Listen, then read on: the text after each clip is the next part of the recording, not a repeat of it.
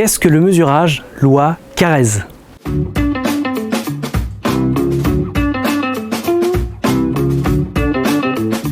Bonjour et bienvenue, c'est Cédric, votre exauceur de rêves immobiliers dans les Yvelines. Dans cette nouvelle vidéo, vous allez découvrir le métrage loi Carrez. Mais avant, je vous rappelle que vous êtes libre de télécharger gratuitement mon guide bourré d'astuces indispensables pour vendre votre bien immobilier dans les meilleures conditions pour vous.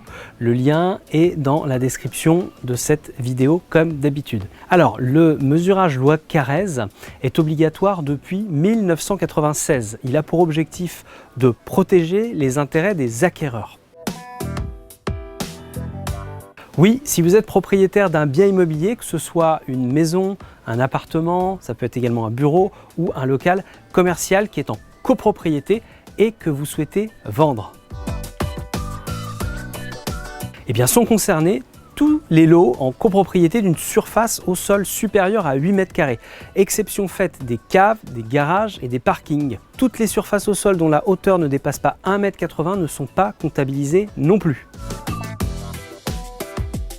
Sa durée de validité est illimitée dans la mesure où aucun travaux pouvant modifier la surface du bien n'a été effectué. Cependant, ce qui va changer, c'est la responsabilité en fonction de la personne qui fait les mesures. Vous pouvez très bien effectuer le mesurage vous-même à condition vraiment de bien connaître les règles précises qui encadrent ce diagnostic.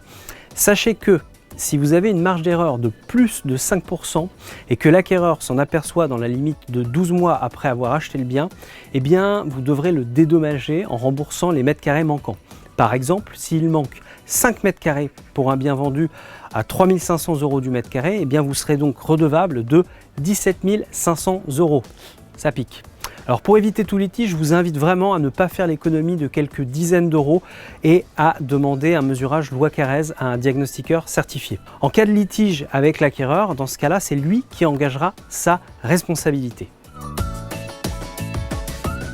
Pour réaliser ce diagnostic, le professionnel va mesurer toutes les surfaces privatives du bien en ne tenant pas compte des surfaces occupées par les murs, les cloisons, les marches, les cages d'escalier, les embrasures de portes et des fenêtres, les matériaux, les parties de locaux dont la hauteur est inférieure à 1,80 m comme je vous le disais tout à l'heure, les balcons, les terrasses, les gaines techniques et les caves, les garages et les emplacements de parking. Vous avez aimé cette vidéo, un pouce bleu, vous souhaitez devenir incollable sur l'immobilier, abonnez-vous à cette chaîne et pensez à activer la petite cloche en bas de manière à être informé à chaque fois qu'il y a un nouveau contenu disponible.